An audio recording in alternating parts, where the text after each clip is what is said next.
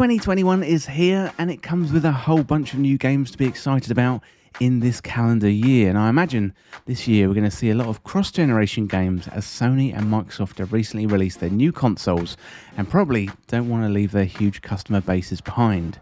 However, hopefully in amongst the big AAA releases, we're going to see some interesting and exciting indie offerings this year too. Well, let's dive into the games I'm most excited about for 2021. And first up, we've got Monster Hunter Rise, and Monster Hunter is coming home to Nintendo Switch after a very successful outing on PC and last-gen consoles with Monster Hunter World and Iceborne. So Monster Hunter is an action RPG, and it's all about slaying huge monsters and then forging armour and weapons out of their remains, then doing it all over again to fight bigger monsters. So Capcom have added some nice new features this time, including the wire bug, which is like a grappling hook, and you can use that pretty much anywhere. Palamutes have also been added, which is a new canine mount that you can ride around on and use to traverse the environment at speed. Palamutes also help out in combat, which comes in really handy. And there is a demo out there available for Nintendo Switch right now, so if you're interested in this game, then download it for free and check it out. So the release date on this one is the 26th of March 2021, and it's coming out for Nintendo Switch. Next up, we've got 12 Minutes, and 12 Minutes is described as an interactive thriller about a man trapped in a time loop. So it's got a great A-list cast with Daisy Ridley, Willem Dafoe and James McAvoy on board, so they've spared no expense when it comes to the actors. So you play the husband in the game and you're having a romantic night in with the wife. Unfortunately, the cops break down your door, accuse your wife of murder and then beat you to death. So you're brought back to life to relive the moment the cops break in, and you have to break the 12-minute time loop leading up to your death. And the game is played from a top-down perspective and looks to be one of the year's most interesting entries. So this one doesn't have a release date yet, and it's going to be available on Xbox Series X and PC. Next up, we've got Horizon Forbidden West, and Aloy is back in one of the most anticipated sequels coming to PlayStation. So picking up from where Horizon Zero Dawn left off, Aloy again has to explore, fight bigger machines and meet new tribes in the land of Horizon. So life on Earth is rapidly approaching another extinction and no one really knows why, and together with old friends, Aloy must piece together the clues and hopefully save the day.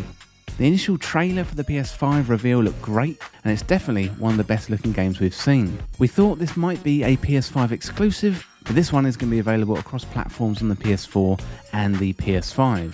And this is another huge open world, and it looks like we've got some new mechanics in there too, including underwater swimming. There's definitely going to be some new and bigger monsters to fight in this game, and this is one of 2021's most anticipated games. Again, we don't have a release date yet, and this one is going to be made available for the PS4 and the PS5. Next up, we've got Halo Infinite, and this one was originally scheduled for November 2020 to be launched alongside the Xbox Series S and X. And you can still see Master Chief on the promotional material for the new Xbox console range, but unfortunately Halo Infinite needed a little bit more time in the oven and was pushed back to holiday 2021. And after what happened with Cyberpunk 2077 last year, that is probably a wise move. So Master Chief is back this time round, and the trailer depicted a Halo world which is much more like Halo Combat Evolved than Halo 5. So 343 Studios also announced that multiplayer would support 120 FPS and would be free to play for all players when it releases, which is probably a good move considering the competition it faces from games like Fortnite, Warzone, Apex Legends and Destiny. There's definitely not much room for error in there.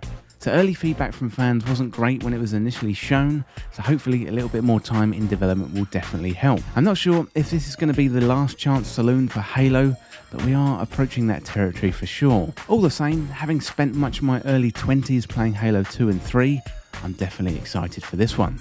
So we've got a release date of fall 2021, and it's going to come out on the Xbox and the PC. Next up, we've got Hollow Knight Silksong, and Silksong is the follow-up to 2017's Hollow Knight. Originally planned as DLC, this turned into a full-on sequel. Hollow Knight is perhaps the gold standard of action-adventure platforming games, and is developed by Team Cherry. This time round, we follow the new protagonist Hornet, and there's plenty of new enemies to fight, over 150 in fact, and there's new moves and abilities to learn, as well as new friends to make along the way. Silksong has a huge weight on its shoulders to live up to in terms of Hollow Knight. However, the team have taken their time and haven't been too forthcoming with many details. Again, we've got a release date of TBC, and this one is coming to Nintendo Switch and PC. Next up, we've got Ratchet & Clank A Rift Apart, and this one blew everyone away when it was first shown at the PlayStation Games unveiling back in the latter parts of 2020.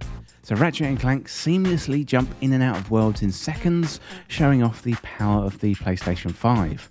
The textures and the graphics shown off in the trailers had everyone coming away from the showcase excited about this game. So this one is being developed by Insomniac Games, part of the PlayStation Studios family, and this blends action, 3D platforming, plus a range of crazy and over-the-top weapons, and the key feature of this game is the ability to jump between dimensions. So it looks absolutely fantastic and can't wait for this one. Again, this one doesn't have a release date yet, but this one is coming for the PlayStation 5. Next up, we've got Solar Ash, and this is the second game from Heart Machine, creators of 2016's game Hyperlight Drifter. So players will find a surreal, vivid and highly stylised world filled with high-speed traversal, endearing characters and massive enemy encounters. So this one is another beautiful looking game.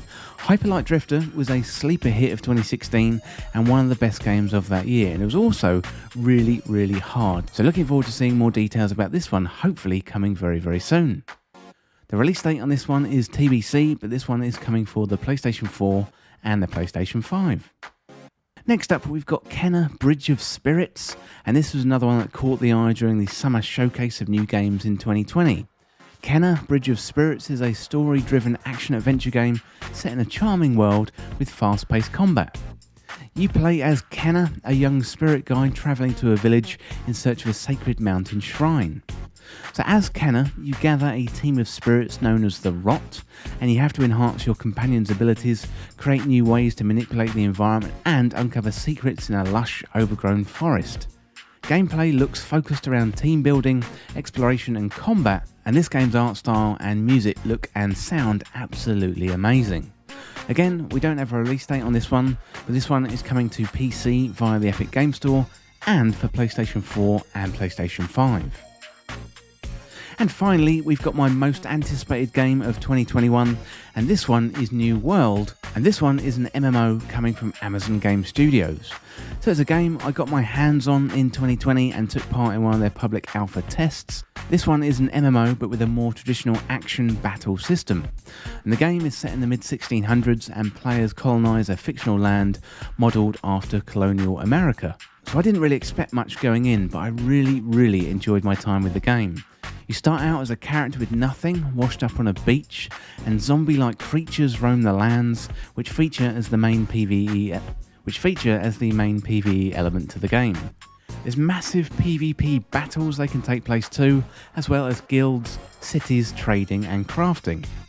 The difference maker though is most likely the action combat in the game. So as I mentioned, I played an early alpha build where it's still a little bit rough around the edges. However, I think with a little bit more polish, testing and user feedback, this one could be really big. And this one is being released as a paid for release MMO, which means no subscription for the time being.